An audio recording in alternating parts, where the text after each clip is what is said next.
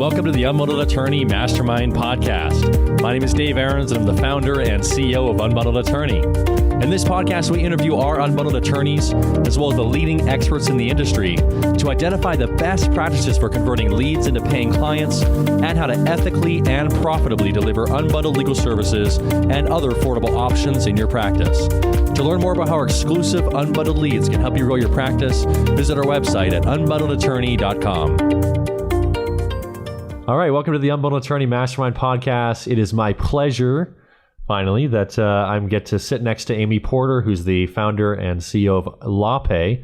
And the word LawPay and the concept that LawPay has brought to the industry as far as making merchant processing seamless and streamlined and available so that attorneys can enroll clients easily and make it easier than ever for them to pay you for your services has been something that's been mentioned on the podcast many, many, many times, pretty much every episode. So it just seemed like it makes sense to have you come on and share the background and the story and how this came about and maybe your ideas on the future of merchant processing in the legal industry. So really appreciate you taking the time to join us and looking forward to unpacking the genesis story of LawPay. Well, thank you. Happy to be here, and thank you for having me on the show. Cool. So maybe just a good place to start. We haven't had a chance to hang until just now, which is, I've always had a great relationship with John, co-founder, but it's nice for me also to be able to get to know you a little better and hear a little bit about your background and how LawPay, which seems like is used by everyone nowadays, came to be because years ago, it wasn't necessarily self-evident that lawyers needed to use credit cards or accept credit cards in their practice. I know that hasn't always been just accepted, and for a while, it was probably an uphill climb to educate attorneys about why it's important. And so maybe we can talk about some of those challenges, but why don't you take us back to the beginning on how, this initial concept started, and your background, obviously in payments and how the inspiration came to bring this to lawyers. Sure. No, absolutely. And, my background, I'm not a lawyer, as we just discussed, but my background is in payments, even coming right out of school. So almost 25, almost 30 years now, I've been working with Visa, MasterCard, working with payments, working in the payment industry.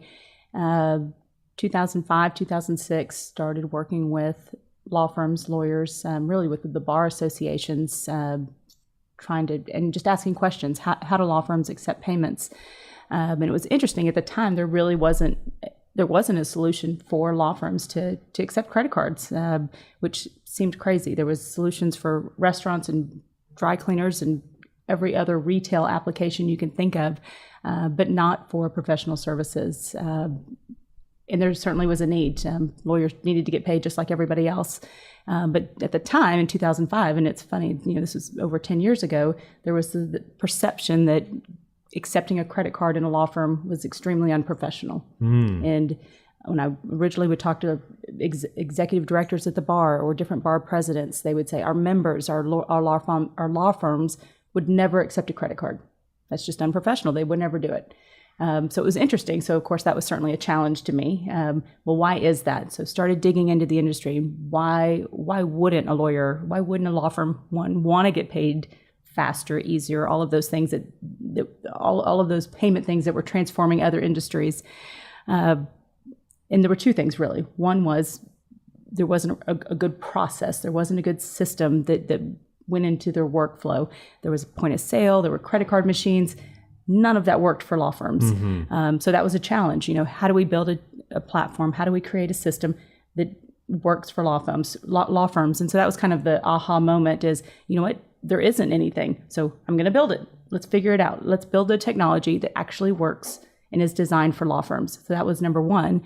The second thing that I heard was it's not ethical. There's issues with IOLTA accounts, staying in compliance, meeting ABA rules for professional conduct on handling trust account payments, things of that nature, being able to separate earned and unearned fees. So that was issue number two. And that was a real concern, obviously, that right? was huge. To do it. And that was huge. And up until that point in 2005, even at the state level, the state opinions, the ethics opinions, either discouraged or even flat out prohibited law firms from accepting IOLTA payments on a credit card because they ran the risk of commingling funds. So that was the biggest challenge that we had to face. And so we were able to build a back end. So now that we built technology that was designed for a law firm, the second part was building the back end so that it was able to protect and guarantee money going into an IOLTA or a trust account.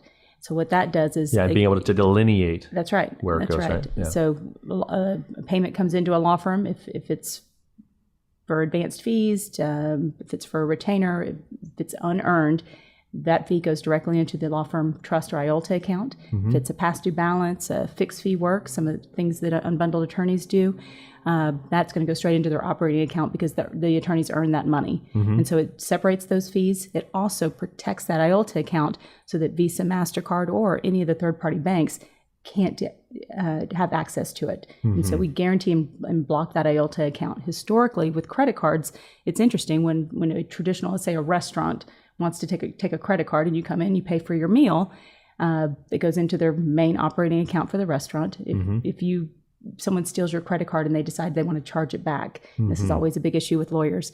Visa, MasterCard. That's probably one of their objections. But like, hey, I don't want to and deal with a chargeback when I provide services. I don't want to have That's right. It's a huge concern.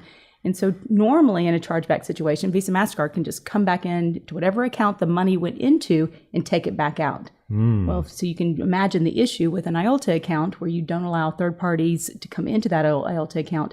By taking a credit card, you're inadvertently giving Visa, MasterCard access to that trust account. So we had to prevent that and stop that. And so we had to build a back-end bank partnership. We had to build a back-end agreement, basically a merchant processing agreement that specifically protected the IOLTA and the trust account. And so once we were able to build that and get that in place, and then we went back to the bars, went back to their ethics committees, went back to kind of the practice management staff.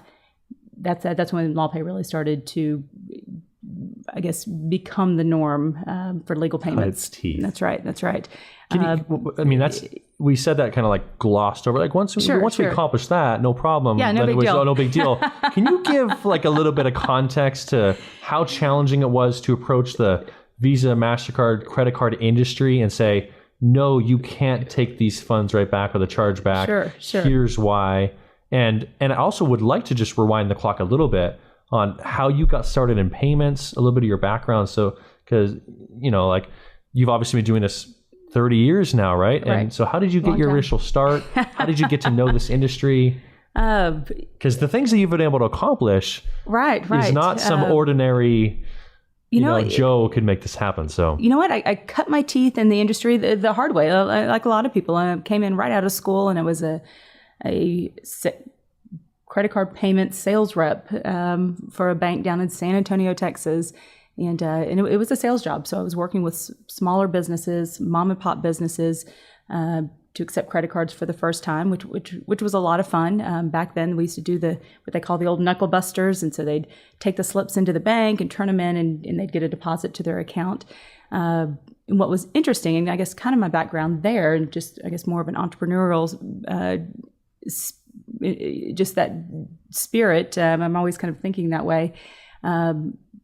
I was working with a bank it was Texas Commerce Bank at the time. They've been bought several times over now, and I don't think they exist. But I would take a small startup business to Texas Commerce Bank, and the underwriters at the bank would say, "Oh, that they're too high risk. They're a new business. We can't, or they're too small. We can't let them take credit cards." So this just shows you how far it's changed. You've got PayPal and Square. Put us position us in time. This is mid 90s, early 90s. Yeah. And you used to have to get approved and go through this extensive underwriting process to accept credit cards. And so clearly times have changed. But they wanted to see 2 years financials on a business. They wanted to see, you had to go do a site survey and physically go look at the business and ensure that they existed.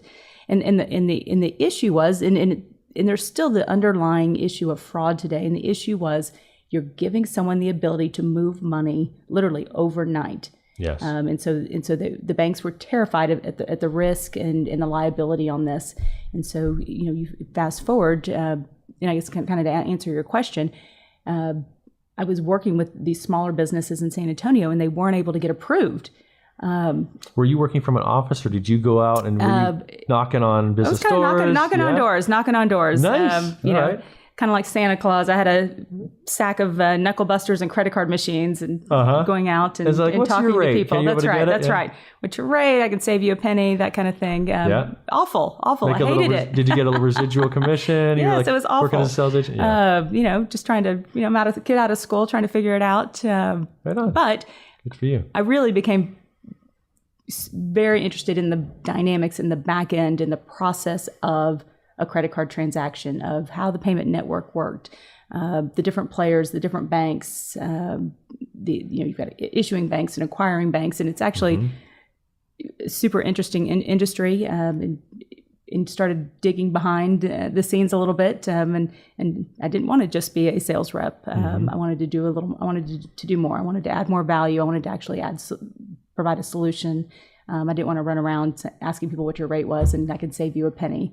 Well, was that rooted in some of the conversations you would have with business owners and some of their frustrations with their ability to they transact? Trying to find a solution, and there wasn't a one size fits all solution for every type of business. And I think, if business needed 2 years of tax receipts and something, and you have a new mom and pop shop that's trying to open up. Yeah, it's like so how, must have been really they've challenging. They've got to take for credit cards.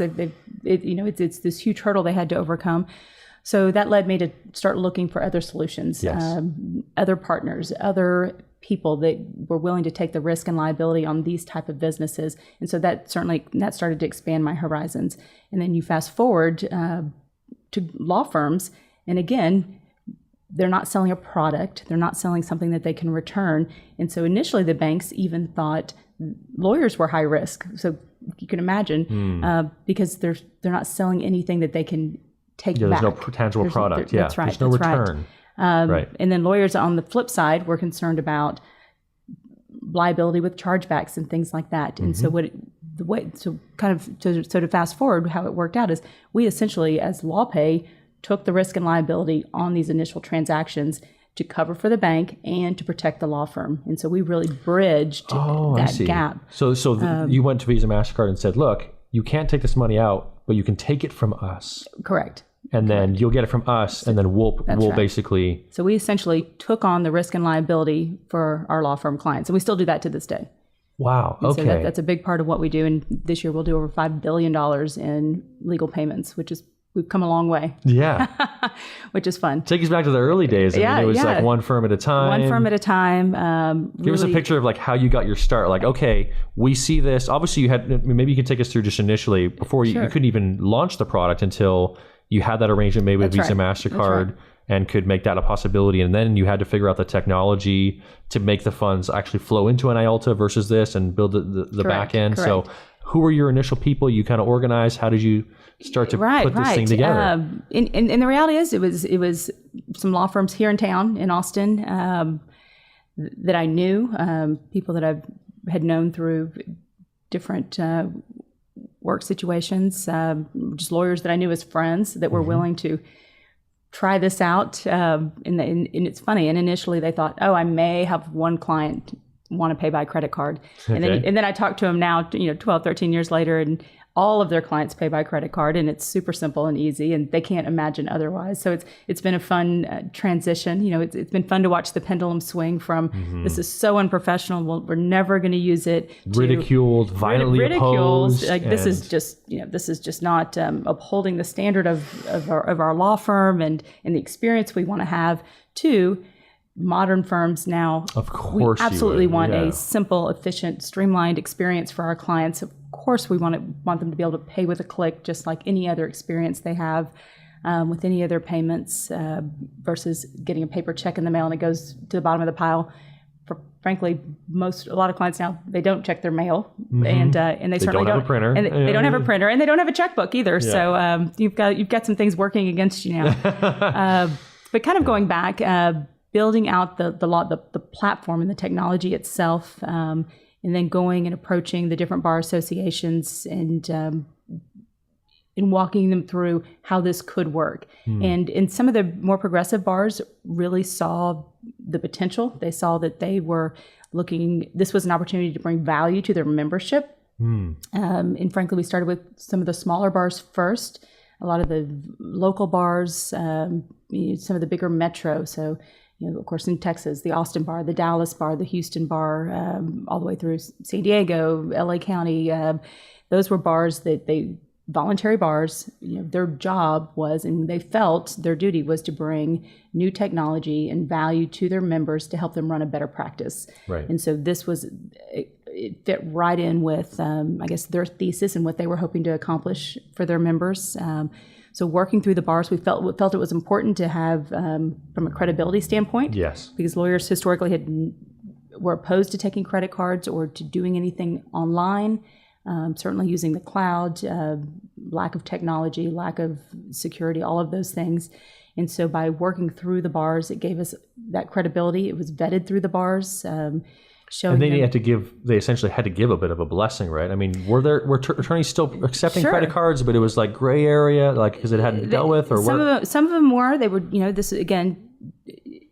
We're probably into the 2000s. Right on the point of sale, 2000s at this point, and if they did take credit cards, it was on a credit card machine. Mm-hmm. They would have it sitting at the front desk in their office. Very old, not the right solution. Mm-hmm. So if they did take credit cards, they were using going right into the bank account at the time. Point of sale checkout process, which in the legal world isn't the right fit, isn't the right solution. Some of them, even early adopters who were lawyers who were more technical, would open a PayPal account, which great, definitely a step in the right direction, but it still didn't quite work. So PayPal is not going to separate their earned and unearned fees. Mm-hmm. They're going to take the processing fee out of the deposit. So you're only getting a partial deposit, which makes accounting very difficult. And also, if it's an unearned fee, you certainly can't have PayPal taking some of your client's money to accept the transaction. So there was a lot of logistics that a traditional payment style merchant account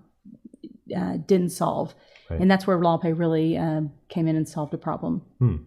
So, and then let's talk a little bit about the platform. Did you have some friends that were developers? Did you figure out you're coming from the payments industry, you necessarily have the dev part of it. And that's an important part of making a platform. And that was really probably the critical turning point for us was, I guess, making the investment, going out on a limb and hiring that initial dev team. And that was a lot of fun to work with them and put a product roadmap together. I hadn't done that before. Being in Austin, Texas, with tons of technology here, so had some really smart, great people. Yes, okay. And so bringing them in and building out a product from scratch. So we didn't. We weren't selling. We didn't even have a roadmap. We didn't even have a roadmap. Our roadmap was based on what the law firms wanted and what they told us they needed. Versus a lot of technology companies will go build a product and then go find somebody to buy it. We did it the exact opposite. We had clients wanting to use the system that were using credit card machines that needed a better way. And so getting that feedback and building something that actually worked in the legal industry, that worked for a law firm, that worked inside their workflow versus the other way around. Yes. And was able to plug into the way that they do business as a law firm. And it was a lot of fun to build that technology. I don't know your question. What was your question again? We were talking about the development. Because that was. I get excited about that because that was really a catalyst for the company. It was really a cool thing. I think there's this technology that underpins LawPay as far as obviously distributing the IALTA accounts versus deposit. That was revolutionary, obviously. Yes. But then also just the capacity for to have an interface in which they can send a link, get paid, a place where they can bring someone to their own page, and the client can initiate the payment themselves, and take it so that the client empowers the client to be able to complete that transaction on their own. And the implications of that, as far as nowadays and the way that attorneys are transacting with clients, a lot of times over the phone or running virtual practices, and just all the different new ways and alternative fee arrangements that attorneys are using, that platform, that capacity to have that interface turned out to be critical, and just I think is a huge differentiating factor that attorneys have that interface to work with. So that seems to me like one of the biggest pieces that makes everything you do possible. No, you You describe LawPay better than anybody I know, so it's perfect. Yeah. The whole unbundled thing doesn't work out. You got a job. But it will, because I know you guys are doing great. But for us, the goal from day one was, one, to make it simple, to make it easy. Technology just has a tendency to get so complicated, and this didn't need to be complicated.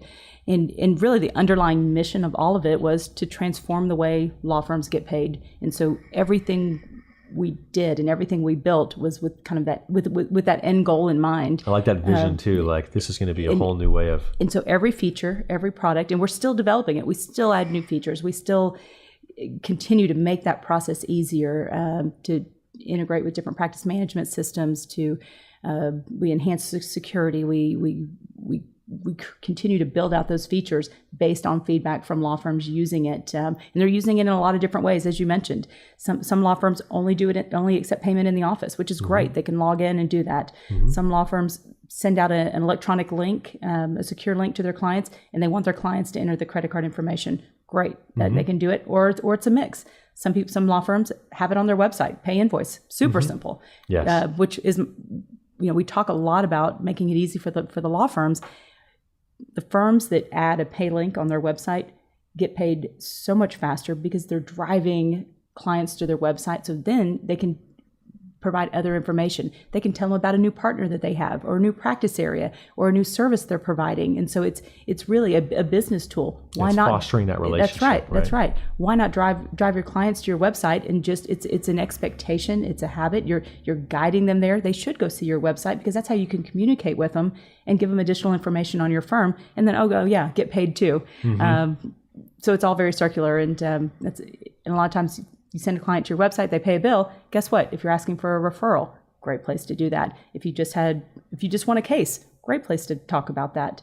If you added a new service to your listings, great. Right. So it's good for business to get paid, actually. Yeah, it is, right? And if you make it any harder than it has to be for clients to enroll in your services, you're going to run into some issues. And that's what I still find now. When I talk to law firms, and a lot of times, and they don't realize they're making it extremely difficult for clients to pay them. Well, yeah, and I think they look at, there's a percentage of, and this is a big payment I'm receiving, so if I have to pay 1, 2, 3% of that, oh man, that's a big cost, right? But they fail to take into consideration the number of clients that may not enroll for their services at all, just because there's that extra level of friction. Yep. And I can speak to that in the sense, like, we're lead generation experts, and so every step in the process that you have to take the clients through, you're going to have a little bit of attrition, a little bit of drop off. That's right. Right? Every step, even just a question on a form, right? And so at every step in the process, there's going to be a drop with each added layer of friction. And so there's a loss in clients that I think a lot of attorneys don't necessarily take into consideration when they're really looking at their overall, right? They focus on what they're losing and not necessarily what they can possibly gain. And it's been proven. If law firms that accept online payments get paid 39 to 40% faster. So right there, that makes a lot of sense. But the reality is, we all know, the closer to the time you finish the work, the closer you get paid to the time you finish the work, the happier your clients are, the better experience they have. As time goes on, they start to think, that law firm wasn't so good. My attorney didn't do that good a job, really. And then, 90 days out, I'm like, I didn't even need them to do that work. I didn't even need her to fill out that contract. I could have done it myself. And so you start to lose the value of your work, or the perception of the value of your work. Because they don't necessarily have something in their hands. I mean, they may have some documents or something, but now they have their kids and they kind of forgot all the work. They're on to something else. And they didn't necessarily see everything that went into that behind the scenes to make all that happen. Just like a developer. That's right. Like, they can create this whole system and they have no idea what's in the actual. So time is not on your side, getting paid and having a better experience for your clients. The minute you finish the work and they're happy with your services, and they're thrilled. They're most likely to refer you to somebody else in that window. They're also more likely to pay you. So why not embrace those two things? They really go hand in hand. Right. And you've, I think, done an amazing job of integrating what it is that you offer and the tools that you offer to attorneys into their existing practice management tools, into all the tools that they use on a day-to-day basis. Can you talk about the relationships you forged with, because step one was, let's get the bar associations understanding what it is we do, how it's different, how it protects the attorneys, why it's necessary. Here's the platform, so they can start to give you the credibility and help to promote and educate the attorneys about this being, the wave of the future, obviously, and also the how it is that you're doing it in a way that's ethical, so they're feeling protected. Correct. And then the secondary level would be obviously reaching out to other technology-based companies so that your system integrates seamlessly with what they are going to be already using. So can you talk about how those relationships began to evolve, those initial conversations with, Jack over at Clio, and obviously you eventually forged into Clio Payments, and I think you have integrations with most practice management softwares that are out there. So and you said it exactly right. And again, I don't know that I had a crystal ball and thought of this ahead of time, but the reality was we really had chapter 1 or phase 1, and that was exactly what you said. It was getting credibility, getting recommendations from bar associations, from the legal community, that this was okay. It was okay to take credit cards. It could be done if it was done correctly. So that was huge for us. Then the second, and that is huge, because that's the same hurdle we've been working to overcome with unbundling. It's it's okay to do something different. Right? The ethics committee say and that's a huge thing. And this is then a big it's like, change. okay, how do we, now that we know it's okay, that's right, how do we actually implement it in our practice on a day-to-day basis? Exactly. Right? Phase 2. And so phase 2 was, now where do we plug in? How do we come into a law firm and plug into their current workflow without changing everything? That wasn't necessary, really. And a lot of it, the easiest way to come in was through different practice management systems. And the reality is, those were law firms that were looking for technology. They're already looking for easier solutions. They're looking to be more efficient and have a better client experience. And so plugging into those systems was really a natural next step for us.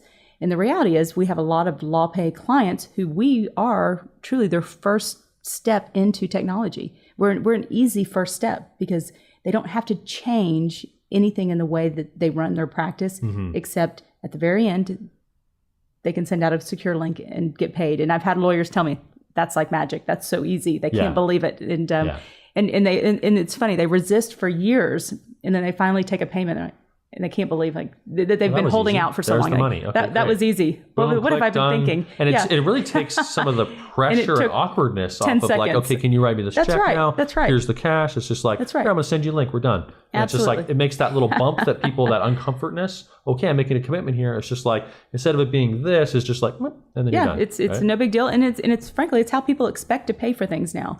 So it makes a lot of sense. And so, but by also working with the different practice management folks out there, even early on, in 10 years ago, Clio that's a good example. They just had their 10-year anniversary. Yeah, they did. And so Jack and I early on started running the same race a little bit, and that was, how do we work with law firms to use technology? And so it was always very natural for us for our companies to partner and our products to partner. Was that pretty early on? That was pretty early on, even as a kind of referring business back and forth. That was early on. I guess it's probably been 5 years now. They built our technology into the Clio platform. It used to be people would use Clio and people would use LawPay, and they worked very well together. But having them fully integrated took things to the next level for sure. And so they call it Clio Payments, but Jack and I joked back and forth, and it's like, I can't believe you don't want to call it LawPay. And so we settled on Clio Payments. Which is like Clio LawPay. I know it. Pay I'm like, you're not going to call it LawPay? I'm so upset. And frankly, I said, I don't care what you call it. I just want lawyers to get paid, right? Yeah. I'd love for them I want them to use the technology. It's powered by LawPay. That's right. It is powered by LawPay. Yeah. But what's funny, when Clio first launched it, we would get a few phone calls saying, oh, I need to cancel my LawPay account. I'm going to go with Clio Payments. Nope, you're good. I promise. So walking people through that. So that we had a little bit of an identity crisis the first few months that it launched. But really the value was bringing LawPay technology into any workflow that a law firm uses. Even if it's Outlook or Gmail, you can paste and put a LawPay link into those systems. And that's what lawyers are using every day. Right. And so couldn't be easier. We give we give them links to put on their website, and really anybody can do that. They don't need a developer. They don't need an IT person to use LawPay. Literally, if they can send an email, you can use LawPay. That's right. It is that easy, and that was the goal in mind or initially was to make it like seamlessly integrated into their day-to-day workflows. That's right. Right. And practice management is something that a lot more attorneys are using nowadays. They are. And that's getting into the point where it's very self-evident, I think. That like if especially lawyers are coming out of law school that grew up with a smartphone in their hands and recognize that there's and that's not just the attorneys but also the consumers are mobile enabled, technology enabled, and they want to just be able to click and do things quickly, right? So that's getting to a point where like, hey, you need tools that can make things electronic and streamline, and also when it comes to being able to provide value-added services, you need an interface that can deliver your document services and track all your tasks and all that kind of thing. So that's becoming self-evident. But also, so there's the integration with practice management, but then also you're talking about ways in which even if you don't use practice management software, it's something that can just integrate into your, do you send emails? How do you send a retainer fee? Okay, now you can click a button, right? So it just makes it easy first step. Easy for the attorney and then easy for the client. And that, especially when you're, advertising or building a business, the easier you can make it, the more money you're going to collect. Right. And it seems super, super, super simple. And we still have law firms resisting and pushing back to the concept of getting paid online. It's still purchase orders. It's still, they're mailing out invoices, paper statements. They may even write, if they do accept credit cards or they decide to accept credit cards, they may write it at the bottom of an invoice, but they don't create a way to actually do it. So they don't create that one-click experience. And then that's really what it comes down to. Make it simple. Let somebody do it in their hand. Let somebody do it from their phone. Let them click a button and pay. That's the end goal. And that's what it's really an Amazon style checkout. And that if you go buy something online or you go to Amazon, they don't say send a check to Seattle. You're not going to do that, right? And so and we've had people. I tell that story and we joke all the time, and people will say, "Oh, can you really do that?" Like, no, you can't do that. You have to pay. That's your only choice. And so that's the expectation, and people are slowly getting trained. It's been really fun to watch the transition of legal payments. We feel like we created it 13 years ago now, or however long. And to watch this transition and watch the adoption over time. Even law firms that were early adopters actually process more of their billings on LawPay now than they did 10 years ago. So it is becoming entrenched in the way that they manage and run their business. They're becoming more efficient. They're adopting other technologies that work with LawPay. And so that's helping drive their practice. It's really just an interesting thing to see, and we're continuing to work to drive that change. Yeah, absolutely. And especially nowadays, this is one of the things we talk about on our podcast. Attorneys come on all the time about the ways in which they're using some of the unique features of LawPay, such as automatic payments, automatic recurring billing, and how that's shifted the confidence level that attorneys have that if they put together, for example, a payment plan or offer a payment plan to a client, that they can time it such that it will be aligned with the client's normal schedule that they're getting paid, such that they can say, okay, well, you get paid every other Friday. What's your typical? What can you fit into your budget? Okay, every Friday when you get paid, it'll be a $200 payment or a $300 payment. That's right. And to know that first of all, they don't have to run it manually. They don't have to call the client for each payment, because if you can imagine in the past, if you had to do a payment plan, and every single time they had to send a check.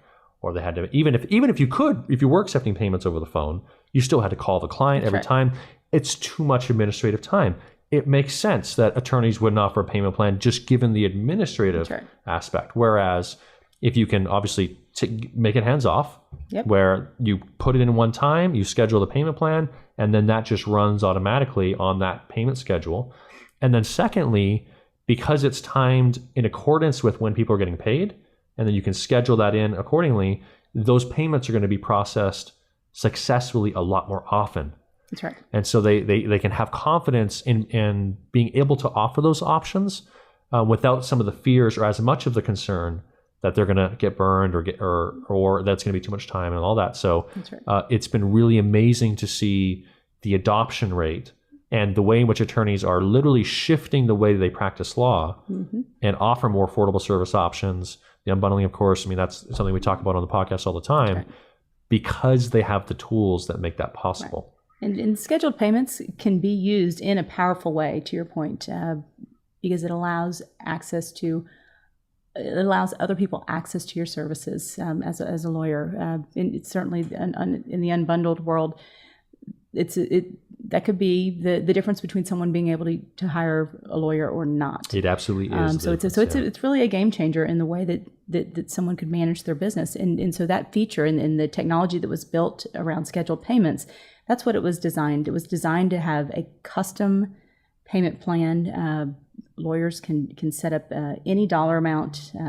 Once a week, they can every do it daily, other Friday, weekly, monthly. Yep. They set the schedule. They control the cadence and the frequency of when a payment is made. Up into a certain amount, it could turn off automatically. So the period of time. So it really gives them control, which is powerful. And so the technology built around that couldn't be easier. The security, everything that was built around that is, again, to make it easy. Yes. Yeah. And enable attorneys to have the confidence to start offering these options. That's right. Have you seen some other, we could talk just about innovative ways that attorneys are being able to work with clients now that they have these tools? We've heard a lot of attorneys offering more virtual services, virtual estate plans, these types of things and working from home, working from co-working spaces and so forth, and having kind of a laptop, location dependent practice for a virtual attorney or someone working on the road or working at the courthouse, or it allows you to accept payment and finish your job or finish the work without being in your office. I've heard stories of lawyers that for their entire career have spent Sunday nights up at the office putting together their billings and invoices at the end of the month or at the end of the week. This changes all of that. It gives them that time back, which is nice. But it allows things to be set up automatically. It allows them to be set up not even just a scheduled payment. So a scheduled payment doesn't even have to, and this is what's interesting, and I've seen law firms do, it doesn't mean that it has to be a recurring payment. It could be that you schedule all of these payments to pay on the first of the month. So you could go in at any point throughout the month and put in a payment to be scheduled at a certain time. So you can schedule a single payment, and you can arrange them all to be scheduled. And then guess what? 100% of your bills are paid on the first of the month. That's amazing. What a concept. And then you move on with your work. And so the reality is lawyers, and we see this, and we have, based on our stats, law firms that use scheduled payments or scheduled payment plans even, or the combination, they collect 20% more than lawyers who don't. Right. And we see that just in our own world. And so it's pretty powerful. It's a powerful tool. And I think there's a lot of creative ways you can do it. The mobile LawPay app, super, again, the goal is to be simple. The goal is to keep it easy. Sending links out to clients. So you shouldn't, or you don't have to ever see or touch credit card information. That's not your job as a lawyer, right? You're protected too in that way. You're not the checkout guy. Send the link out. Let your clients pay on their time when they're ready. If they want to pay you in the middle of the night, great. They want to pay you on a Sunday afternoon, great. Let them do it on their time in their hand. Right. Yeah, I think that's one of the most exciting aspects of LawPay, and it's why I think 90% of our attorneys probably use the platform right now. Is in alignment with access to justice as far as enabling attorneys to work with clients in ways that they otherwise couldn't in the past. Yes. Or was too cost prohibitive, or was too administratively challenging, or was too expensive, or whatever it might be. It gives them the ability to offer, like we talk about on the podcast, all different kinds of flat rates, unbundled services. They can get paid as a retainer fee and do payment plans. They can do it as one flat rate up front, or they can do payments over time, right? If it's a flat rate, one of the things that our attorneys are offering now is layaway, right? And so if you have a client, let's say they need to get, they're going to be providing an unbundled service, that's going to be $1,000, right? As a flat rate to draft all the documents, and then, have time to advise a client on how to file it, how to get prepared for court if they're going to be providing them limited scope assistance. They can do that flat rate. If the client says, look, I don't have $1,000, what that attorney would normally do is they would just probably turn that client away and say, okay, great. Well, once you have that, or once you have the $2,000 or the $3,000, give us a call, right?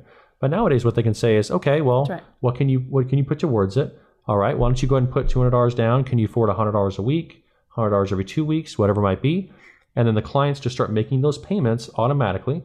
And I think a lot of clients really appreciate having this kind of structure because, those that are of limited means don't tend to be as good necessarily of managing their finances. That's right. And so if you can give a client a structure where they know every week, even if it's just $100 or $200, whatever it might be, that they're moving forward towards their goal. That's right. Right. That's right. They're not filing the documents until the balance is paid, but you're enabling the attorney to offer solutions that they otherwise in the past just couldn't do. They couldn't do it. You could say, well, you could do layaway in the past, like send me a check every week. Clients just aren't really going to do that. But if they can put a card, debit card or something like that and say, okay, once you have the full $1,000, we'll go ahead and file it. And then they could just gradually make those payments and enable that person to get to where they need to go in a way that maybe they couldn't do on their own. Right. And the nice thing that what we've done on the LawPay side is we do what's called tokenization. So we allow an attorney they don't store credit card information, but they can store a token that accesses, we call it's a LawPay vault. So that token has access to our vault. So the attorney can charge the card in our vault, but without seeing the credit card information. So from a security standpoint, they can do those things. They can be flexible in how they choose to charge clients. It's HIPAA compliant, right? That's right. So they're not having to okay, go ahead and give that card for me over the phone. That's right. Yeah. And just write it down on a piece of paper. We don't want that. Although lawyers still do that. And you can do it. But I've walked into a lot of law firms where the credit cards are literally on a piece of paper. They're on Post-it notes sitting on the front desk. You can't do that. So please don't do that. Don't do that. I beg you. Don't write the card information on a piece of paper. No Post-it notes, please. No Post-it, no credit card numbers. That should be a marketing campaign. LawPay is the anti-Post-it note credit card number Post-it note. But they do it, and that's or I've seen client files with a credit card information posted inside the client file, and the files floating around the office, things like that. With LawPay, identity theft is obviously a major issue right now. And, which you don't want to believe that people do things like that, but it happens every day. So use the vault, use LawPay from a security standpoint. So again, another value add that just makes it even easier. Yeah, and more accessible for folks. So this has been a really helpful and nice window into how this all came together.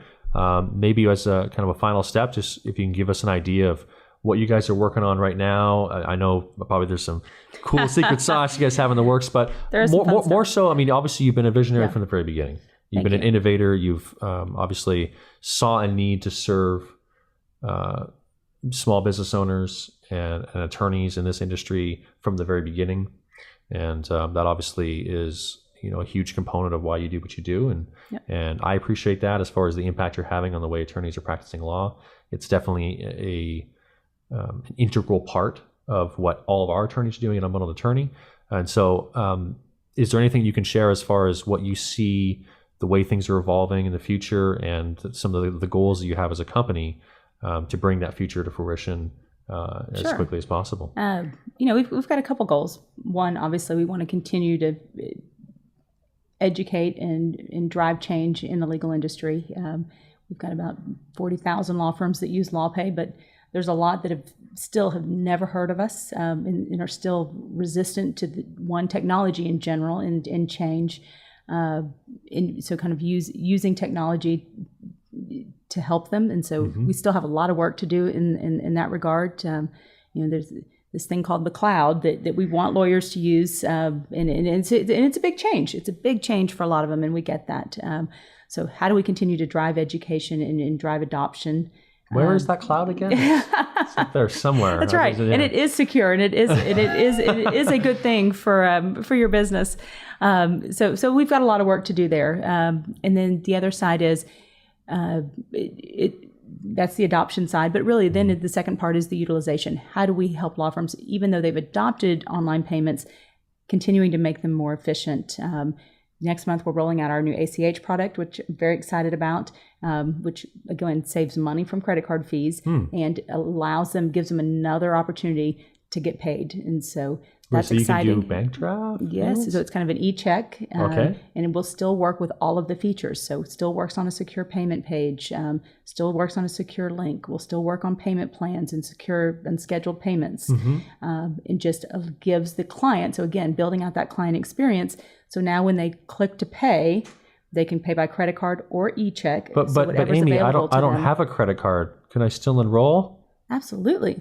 You can pay on e-check. So that's fun. So we're excited to roll an objection that attorneys get all the time. Absolutely. So that's huge. And I think that will play, and that will help and play right into some of the issues they're having with, especially with Unbundled, being able to have access to financing and things like that. So that's another option that clients can pay. That's wonderful. So we're super excited about that. So even if they just have a bank account, they don't need a credit card, don't even need a debit card. That's right. And you can process that bank draft. That's going to be really powerful. It's going to be powerful. So we're excited. Yeah. So next month, we've been working on it truly for almost 2 years now. Well, maybe we can building in a full back end to do e-check, because we didn't want to do it through a third party. We didn't want to roll it out just white labeling someone else's product, kind of core to the LawPay technology. It had to be our technology. It had to be built into our system completely. We didn't want it to be a bolt-on. We didn't want it to be just something extra. It had to be part of the workflow, part of the process. So very excited about that. Well, yeah, and I'm sure that probably took a lot more time, a lot more investment and energy to do it right, to make part of your platform. And I really get that that's something that you guys are really committed to, is keeping it something that you can protect the information because you're not going to a third party. That's right. It's integrate part of the platform that they're already used to and using every day. So it's just a seamless integration to make things easier for attorneys. So I appreciate the fact that you're committed to making sure that it's something that you guys build from end to end, because that's not always easy to do. It's not always easy. And even to the fact that we have 40 developers here in the Austin office. We don't outsource. We don't send anything out. All of our developers, all the work on LawPay is done here in this office. And that's been from day one. All right. So with that, we'll wrap up. Thanks again for all of you that are listening. This has been obviously a great opportunity to get to know Amy and everything they're doing over at LawPay. For those of you that don't have it yet, make sure you check them out. We have a link. Anyway, we can put in the show notes a link to LawPay. We have a little demo on the automated billing payment option that makes it a lot easier for you to offer payment plans and make that something that you can have confidence in. And that obviously just going to make it a lot easier and more affordable for clients to access your services and should help you grow your business. And of course, all the tools that they're implementing and to make it easier and faster for you to accept payments. It's just really exciting. We couldn't be more thankful that LawPay exists to make it easier for you to run your business. So thanks again for implementing all these service options and ways in which you're working with clients into your practice. And of course, we'll look forward to seeing you on the next episode. For more information about how our exclusive Unbundled leads can help you grow your practice, visit our website at unbundledattorney.com. You can watch each new episode of the podcast on the Unbundled Attorney YouTube channel, or if you prefer to listen, you can find us on iTunes or your favorite podcast app. And be sure to subscribe so you get each new episode as soon as it's available. And remember to leave us your review on iTunes. We read each and every one of them and really appreciate your support of the show. Once again, thanks for listening.